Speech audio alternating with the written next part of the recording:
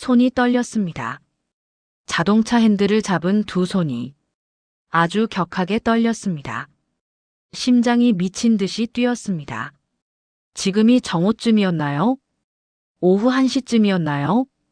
솔직히 시간 따윈 중요하지 않았습니다. 제 휴대폰에 띄워진 엄마의 문자 메시지가 전부였거든요. 아들아, 부탁이야. 여기서 날 꺼내줘. 3년을 함께 살다가 요양원에 모신 지 딱 3개월, 90일. 어머니의 음성이 문자 그대로 흔들렸습니다. 손글씨도 흐렸습니다. 마치 손을 떨면서 쓰신 것처럼요. 그리고 지난주 제가 요양원에서 본 엄마의 모습. 제 목에 무언가가 턱 걸렸습니다. 눈시울이 뜨거워졌습니다. 3개월 전 요양원에 모셨을 때 어머니는 정상이셨습니다. 건강하셨습니다. 통통한 얼굴, 밝은 목소리. 아들 걱정하지 마. 엄마 여기서 잘 지낼게. 그렇게 웃으시던 어머니였는데 저는 그 말씀을 믿었습니다. 어리석게도 말입니다. 지난주 요양원 복도를 걸었을 때 어머니를 보는 순간 제 발이 멈췄습니다. 뼈만 앙상한, 얼굴은 창백하게 내려앉았고 목소리는 거의 들리지 않는 수준이었습니다. 엄마, 어머니, 제 목소리도 떨렸습니다. 그리고 어머니가 저를 바라봤을 때 그 눈빛 속의 절박함, 애절함, 단 두 글자였습니다. 하지만 그 두 글자 속에는 알겠습니까? 저는 몰랐습니다. 대체 무슨 일이 그 요양원에서 벌어지고 있었다는 말인가요? 이 이야기를 끝까지 들어야만 당신의 부모님을 요양원에 보낼 때 반드시 알아야 할 것들이 무엇인지 알 수 있습니다. 지금 무료 구독과 좋아요를 누르시고 20kg가 빠진 어머니 몸에 무슨 일이 있었는지 함께 규명해 보세요. 차 앞유리에 빗방울이 떨어지기 시작했습니다. 마치 제 눈물처럼요. 그런데 그때 제 휴대폰이 울렸습니다. 요양원에서의 전화였습니다. 아드님, 목소리가 떨리고 있었습니다. 하지만 저는 몰랐습니다. 이 전화가 모든 진실을 깨뜨리는 신호라는 걸. 저는 즉시 차를 돌렸습니다. 목적지는 요양원. 아니, 정확하게는 진실. 제 휴대폰이 울렸습니다. 요양원 원장 번호였습니다. 아드님, 어디세요? 목소리가 부자연스러웠습니다. 뭔가 숨기려는 목소리였습니다. 그때 저는 알 수 없었습니다. 이 전화가 모든 거짓을 깨뜨리는 신호라는 걸. 아, 그런데요. 그 전화 통화 내용에서 제가 들은 그 한마디가 제 모든 것을 바꿔놨습니다. 그 전화를 끝내고 나서 저는 깨달았습니다. 어머니의 20kg 감량. 그것은 단순한 병이 아니었습니다. 요양원 로비에 들어선 순간 저는 헛기침을 했습니다. 그 냄새. 소독약과 배설물이 뒤섞인 냄새. 약간은 익숙한 냄새였지만 그날따라 유독 역했습니다. 마치 그 냄새 자체가 뭔가 잘못되었다고 경고하는 것처럼요. 요양원 간호사 김 여사가 다가왔습니다. 아, 아드님, 오셨어요? 목소리가 밝았습니다. 너무 밝았습니다. 네. 엄마 좀 보고 싶어서요. 저도 모르게 의심스러운 목소리가 나왔습니다. 어머니 지금 방에 계세요. 아, 요즘 좀 피곤하신가 봐요. 낮잠을 많이 주무세요. 피곤하신가? 이상했습니다. 3개월 전만 해도 어머니는 새벽 5시에 일어나는 분이었는데 어머니 방 문을 열었을 때 제 발이 또 멈췄습니다. 그 모습이 우리가 3개월 전 봤던 어머니가 아니었습니다. 침대에 누워 계셨습니다. 뼈만 앙상한 모습으로요. 흰 천으로 된 침대보 위에서 어머니는 마치 유령처럼 보였습니다. 그 팔에 가는 것이라니. 어디서 본 듯한 그런 가는 팔. 아, 그건 제 아버지의 팔이었습니다. 아버지가 돌아가시기 직전에 그 모습 말입니다. 엄마.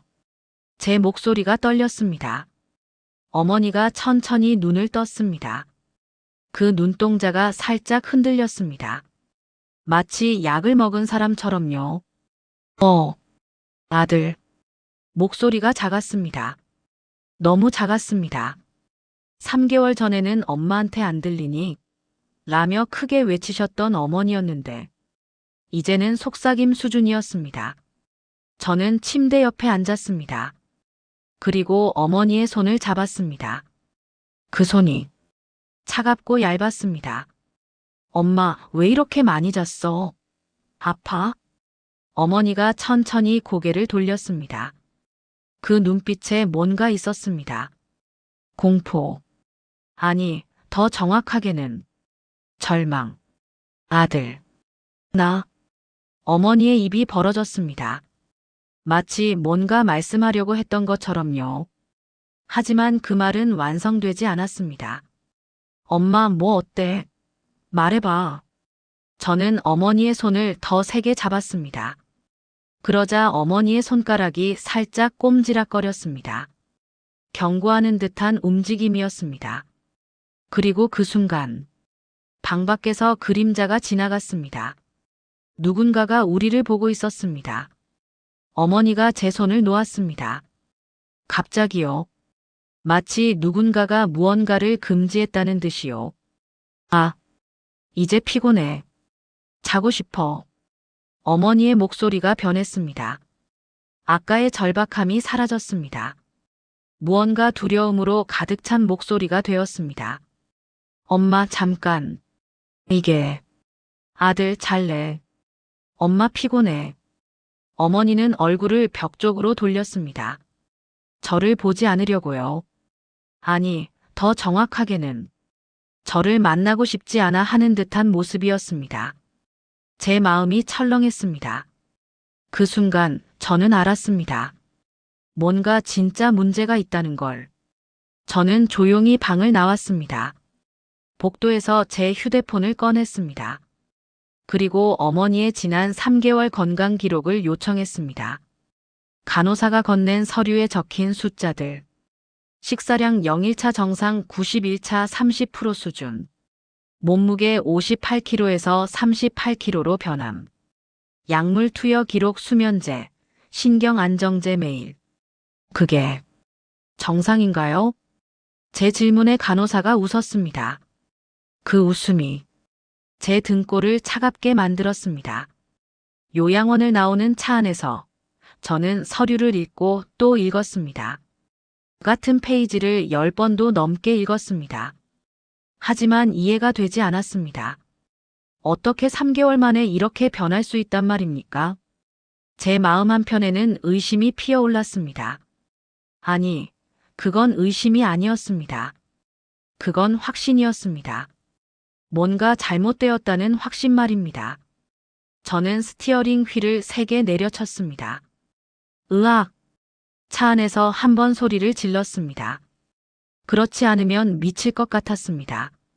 내 엄마가, 내 어머니가, 그 어머니가 3개월 전에 요양원에 들어가셨을 때는 어떻게 하셨는지 기억하십니까? 충분히 건강했습니다.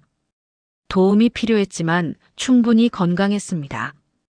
허리가 아프셨고 무릎이 불편하셨고 밤에 소변이 잦으셨습니다. 하지만 그건 75세 노인이라면 누구에게나 있는 문제 아닙니까? 충분히 건강한 문제였습니다. 그런데 지금은 저는 운전을 멈추고 휴대폰을 들었습니다. 보건복지부 한라인, 의료진 친구, 의학사 선배, 모두 전화를 걸었습니다. 이 정도면 뭔가 이상한 거 아닙니까? 의료 기록상 이렇게 급격한 변화는 좀 이례적이네요. 수면제와 신경 안정제를 매일이라고요? 그건 좀 많은 것 같은데요. 모두의 대답이 같았습니다. 이상하다. 너무 이상하다. 그런데 여기서 끝이 아니었습니다. 저는 의료 기록을 더 자세히 살펴봤습니다. 주치의 서명, 약사 확인, 간호 기록. 모든 것이 정상적으로 보였습니다. 하지만, 그 하지만이 문제였습니다. 저는 한 가지를 발견했습니다. 아주 작은 것. 하지만 아주 중요한 것 말입니다. 음식 섭취량과 투여 약물. 어머니는 매일 수면제와 신경안정제를 받으셨습니다. 그래서 매일 잠만 주무셨습니다. 그리고 음식을 거의 못 드셨습니다. 왜냐하면 자는 사람은 밥을 먹지 않거든요. 제 손이 떨렸습니다. 휴대폰 화면이 흔들렸습니다. 이건 실수일 수 없었습니다. 누군가 의도한 것이었습니다. 그러자 제 휴대폰에 한 통의 문자가 왔습니다. 알 수 없는 번호에서요. 내용은 이것이었습니다. 아드님, 이 기록들은 엄마를 위해 지우셔야 할 것 같아요. 괜찮으신가요? 제 등골이 다시 차가워졌습니다. 제가 요양원으로 다시 들어섰을 때 분위기가 달라져 있었습니다. 아까는 친절하던 직원들의 얼굴에 긴장이 감돌았습니다. 아드님, 또 오셨어요? 간호사 김 여사의 목소리가 딱딱했습니다. 네, 좀 더 설명해 주실 게 있어서요. 저는 의료 기록을 들었습니다. 어머니가 왜 매일 이렇게 많은 약을 먹으세요? 그건 의료진이 판단하신 거라. 그런 판단 누가 내렸어요? 간호사의 얼굴이 창백해졌습니다. 그건 원장님이 지시하신. 원장은 의사입니까? 침묵이 흘렀습니다. 원장실에 들어갔을 때 원장은 책상 위에 웃음을 펴고 있었습니다. 아드님, 무슨 일이세요? 목소리가 너무 부자연스러웠습니다. 제 어머니가 왜 이러세요? 3개월 만에 20kg가 빠졌어요. 원장이 웃었습니다. 그건 자연스러운 일이에요. 나이 드신 분들이 요양원에 오면 적응 기간? 어머니는 2달째부터 밥을 제대로 못 드셨어요. 왜냐하면 약은 의료 기록에 따라. 의료 기록이 누구 지시로 된 거냐고요? 제 목소리가 높아졌습니다. 원장의 얼굴이 굳었습니다. 아드님, 저희 요양원에선 어머니를 성심껏 돌봤습니다. 그런데 왜 어머니가 저 형태인가요? 왜 말을 못하는 상태가 됐어요? 원장이 자리에서 일어났습니다. 저희 요양원에 대해 무슨 의심이 아니라 확신입니다. 제가 끊었습니다. 제 어머니가 정상이었어요. 3개월 전에. 그런데 이제는 거의 움직이지도 못하고 말도 못하시고 음식도 못 먹어요. 이건 약 때문이다. 저는 이 모든 걸 보건복지부에 신고할 겁니다. 침묵이 흘렀습니다. 원장의 얼굴이 창백해졌습니다. 하지만 다음 순간 원장은 다시 웃음을 지었습니다. 그 웃음이 너무 섬뜩했습니다. 아드님, 저희 요양원은 법을 잘 지키고 있습니다. 그럼 왜? 어머니의 의료 기록을 보니 모든 약 투여는 전문 의료진에 의해 결정되었습니다. 그 의료진이 누구예요? 외부 의료 용역팀이에요. 그들이 매주 와서 상태를 체크하고 그때 제 휴대폰이 또 울렸습니다. 낯선 번호였습니다. 저는 전화를 받았습니다. 어머니예요? 엄마의 목소리였습니다. 하지만 그건 정상적인 어머니의 목소리가 아니었습니다. 그건 마치 약에 취한 사람의 목소리였습니다. 아들. 여기. 나. 엄마, 지금 어디야? 괜찮아. 여기. 나쁜 곳. 제발. 날 꺼내. 그러고는 전화가 끊겼습니다. 저는 즉시 요양원으로 달려갔습니다. 어머니 방에 도착했을 때 어머니는 침대에서 일어나 계셨습니다. 어떻게든 일어나려고 몸부림치고 계셨습니다. 엄마. 저는 어머니를 안았습니다. 어머니의 몸은 가벼웠습니다. 깃털처럼요. 아들. 이곳. 나쁜 곳이 너무 나빠. 엄마, 뭘 한 거야? 왜 이런 거야? 어머니의 눈에 눈물이 맺혔습니다. 그리고 어머니는 천천히 말씀하기 시작했습니다. 처음엔 괜찮았어. 정말 괜찮았어. 간호사들이 친절하고, 밥도 잘 챙겨주고. 그럼 언제부터? 한 달 정도 지났을 때, 한 명의 간호사가 내게 약을 건네줬어. 이 약 먹으면 편안해진다고. 이 약 먹으면 통증이 없어진다고. 제 손이 주먹으로 쥐어졌습니다.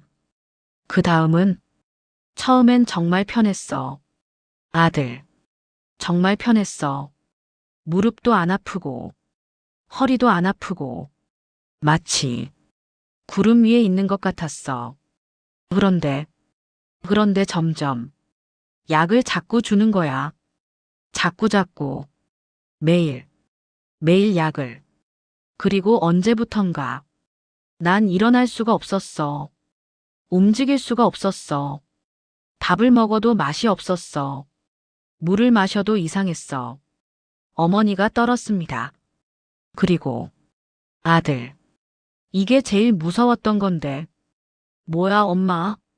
한 번은 간호사가 와서 내가 자고 있을 때 돈을 꺼내더라고. 내 통장을 꺼내고 비밀번호를 나한테 물었어. 제 피가 끓었습니다. 그래서 난 무서워서 말했어. 자식처럼 대해주는 사람이라고 생각했으니까. 그런데 그 다음부터 약이 더 많아졌어. 약이 점점 더 많아졌어. 이제는 하루 종일 자기만 했어. 엄마, 그럼 그 간호사는 내가 누군지는 모르겠어. 하지만 분명 악한 사람이야. 악한. 어머니가 울음을 터뜨렸습니다.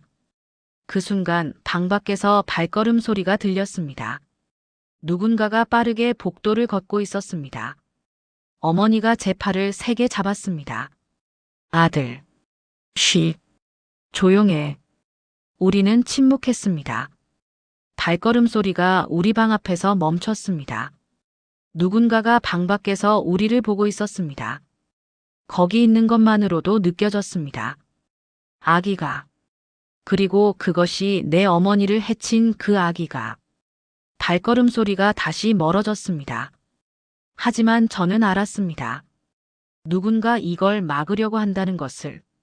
누군가 이 비밀을 지키려고 한다는 것을. 그리고 그 누군가가 요양원 내부에 있다는 것을. 제가 어머니를 데려와 집에 들어온 그 밤, 저는 아내에게 모든 것을 말했습니다. 요양원의 약물 투여, 돈을 꺼낸 간호사, 어머니의 급격한 악화, 그 모든 것이었습니다. 그럼 지금 뭘 할 건데? 아내의 목소리가 냉정했습니다. 뭘 하긴. 경찰에 신고해야지. 이건 사기야. 아니, 학대야. 아, 그런데 그 전에 아내가 말을 끊었습니다. 뭐가? 당신 엄마가 있는 걸 모르고 싶지 않으세요? 제가 잠시 멈췄습니다. 뭐라고? 당신 엄마를 보내려고 했을 때 사실 다른 이유도 있었잖아요. 제 가슴이 철렁했습니다. 뭔데? 당신은 일만 많고, 저는 당신 엄마를 혼자 돌봐야 했고, 당신 엄마 의료비는 계속 나가고, 그게 뭐 하는 소리야? 엄마를 요양원에 보낸 건 엄마를 잘 돌보기 위해서였어. 정말 그랬나요? 아내가 웃었습니다. 그 웃음이 너무 비꼬았습니다. 혹시 당신 엄마의 재산이 얼마나 되는지 아시나요? 제가 말을 하지 못했습니다. 당신 엄마는 아버지가 남기신 재산이 꽤 있잖아요. 그런데 당신 엄마만 없으면 당신이 상속받는 재산이 뭐 하는 소리야? 저는 의자에서 일어났습니다.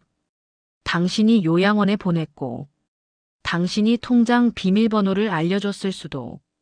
아니야. 그건. 아내가 웃음을 멈췄습니다. 그리고 냉정한 얼굴로 말했습니다. 당신 엄마가 사라지면 일이 쉬워질 거라고 생각하지 않았나요? 저는 그 말에 대답할 수 없었습니다.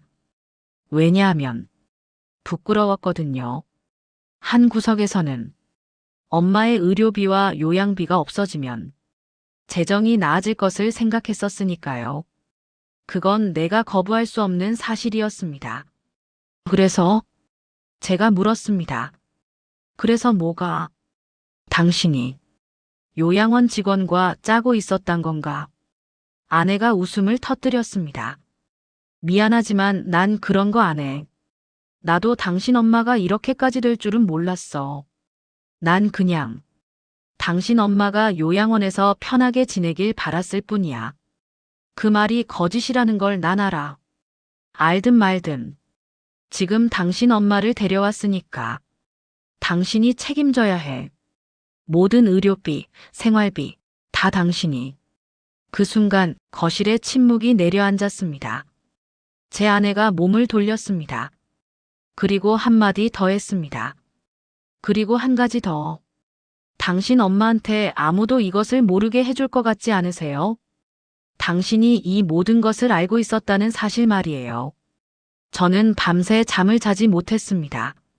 거실의 소파에 누워서 천장을 바라봤습니다. 내 아내가 내 어머니를 이렇게까지 할 수 있다는 게 충격이었습니다. 새벽 3시, 저는 결단했습니다. 경찰서에서 신고를 했습니다. 의료진의 상해죄, 사기, 학대, 그리고 내 아내의 공모 의혹. 경찰은 기록을 남겼습니다. 이건 중대한 사건입니다. 형사가 말했습니다. 요양원의 의료진과 가족 간의 공모 의혹. 이건 매우 심각해요. 당신 어머니의 증언이 중요할 것 같습니다. 의료 기록도 다시 검토할 거고요. 하지만 한 가지 문제가 있었습니다. 약물의 영향으로 어머니의 기억이 불분명했습니다. 어느 간호사인지도 정확히 언제부터인지도 모호했습니다. 그리고 가장 중요한 문제는 법적으로 입증하기가 어렵다는 것이었습니다. 의료 기록은 정식 절차를 따라 작성되었고 약물 투여도 의료진의 판단이라는 명목 하에 이루어졌기 때문입니다. 변호사는 이렇게 말했습니다. 의료 과실로는 기소가 가능하지만 의도적 해치려는 의지를 입증하기는 어렵습니다. 그럼 내 엄마를 이렇게 만든 놈들이 벌을 안 받는다고요? 아니, 충분한 증거가 나오면. 하지만 지금으로선 의료 기록이 형식적으로는 문제가 없거든요. 제가 주먹을 쥐었습니다. 그 순간 제 휴대폰에 문자가 왔습니다. 요양원 원장에게서요. 내용은 이것이었습니다. 아드님, 우리 요양원에서 당신 어머니가 돌아가신다면 얼마의 위로금이 필요하실까요? 제가 휴대폰을 떨어뜨렸습니다. 그건 위협이었습니다. 아니, 제안이었습니다. 나를 침묵하게 하려는 제안 말입니다. 그리고 나는 그제야 깨달았습니다. 이건 단순한 학대 사건이 아니었다는 걸. 이건 조직적인 범죄였다는 걸. 그리고 나는 나의 이 싸움이 길고 긴 싸움이 될 것이라는 걸 깨달았습니다. 저는 어머니를 종합병원으로 옮겼습니다. 독립적인 의료진에 의한 재평가가 필요했기 때문입니다. 병원 의사는 한 주 뒤에 진단을 내렸습니다. 약물 남용에 따른 의존성과 영양실조. 회복 가능합니까? 시간이 걸리겠지만 충분한 치료와 재활을 통해 상당 부분 회복될 수 있을 것 같습니다. 그건 희망이었습니다. 첫 번째 희망이었습니다. 그 다음 3개월은 제 인생에서 가장 힘들었던 3개월이었습니다.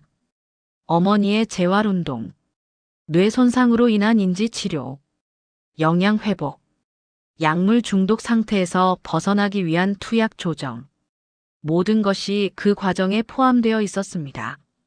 그리고 그 과정에서 저는 매일 어머니를 보면서 내가 해야 할 일이 뭔지 깨달았습니다. 복수가 아니었습니다. 증오가 아니었습니다. 그건 기억이었습니다. 사람들이 알아야 할 진실의 기억 말입니다. 6개월 뒤 법원에서 판결이 나왔습니다. 요양원 원장 사기죄, 의료과실죄로 징역 3년, 간호사 3명 의료과실죄, 학대죄로 각각 징역 2년, 1년 6개월. 내 아내 증거 부족으로 불기소. 그 판결을 받고 저는 뭔가 이상한 감정을 느꼈습니다. 승리감도 없었습니다. 복수심도 사라졌습니다. 그건 그냥 허망함이었습니다. 3년의 징역. 그게 내 어머니의 3개월 고통에 대한 합당한 대가인가요? 내 어머니가 받은 트라우마에 대한 보상이 될까요? 그날 법원을 나오면서 저는 어머니를 만났습니다. 어머니는 이제 휠체어에서 일어나 목발을 짚고 계셨습니다. 6개월의 치료로 조금씩 천천히 어머니는 돌아오고 계셨습니다. 아들. 어머니가 제 이름을 불렀습니다. 그건 단순한 이름 호출이 아니었습니다. 그건 감사였습니다. 그건 용서였습니다. 그건 살아남았다는 신호였습니다. 오늘은 어머니와 함께 집에 와 있습니다. 거실의 창밖으로 봄 햇빛이 들어옵니다. 어머니는 천천히 좋아지고 있습니다. 기억도 돌아오고 있습니다. 말도 늘어나고 있습니다. 그런데 아직도 밤이 되면 어머니의 악몽이 시작됩니다. 아들, 저기, 약, 그 약. 어머니는 여전히 약 냄새를 맡으면 경직됩니다. 그리고 낮 동안에도 어머니는 가끔 제 손을 꼭 잡습니다. 마치 제가 사라질까 봐요. 여러분, 지금 이 이야기를 듣고 계신 많은 분들이 계실 거라고 생각합니다. 혹은 당신의 부모님을 요양원에 보내려고 생각하는 분들, 혹은 이미 보내고 계신 분들, 혹은 요양원 생활이 편하기를 바라는 부모님들. 제가 당신들에게 말씀드리고 싶은 건 이것입니다. 사랑하는 사람을 보낼 때 단순히 좋은 요양원이라는 말을 믿지 마세요. 정기적으로 방문하세요. 의료 기록을 확인하세요. 작은 변화도 주목하세요. 당신의 부모님이, 당신의 할머니가, 당신의 할아버지가 절박한 눈빛으로 당신을 바라본다면 그건 우연이 아닙니다. 그리고 마지막으로 제 어머니는 지금도 매일 말씀합니다. 아들, 고마워. 날 구해줘서. 하지만 저는 알고 있습니다. 제가 구한 건 아무도 아닙니다. 구한 건 제 어머니 본인입니다. 그 절박함 속에서, 그 약의 영향 속에서, 그 외로움 속에서도 어머니는 누군가를 필요로 했습니다. 그리고 그 신호를 저는 받았습니다. 지금 이 이야기를 듣고 계신 당신도 누군가의 그 신호를 받아주시길 바랍니다.